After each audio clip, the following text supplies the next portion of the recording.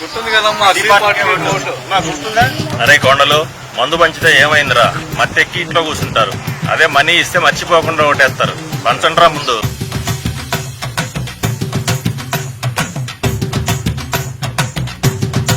బాబాయ్ శ్రీ పార్టీగా మన ఓటు.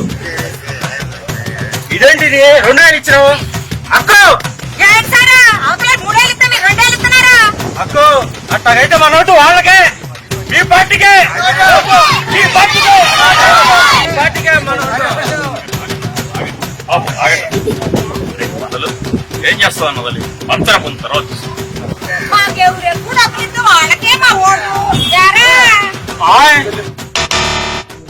ఇలాంటి ప్రలోభాలకి లొంగకుండా నిజాయితీగా నిష్పక్షపాతంగా ఓటు హక్కును వినియోగించుకోండి.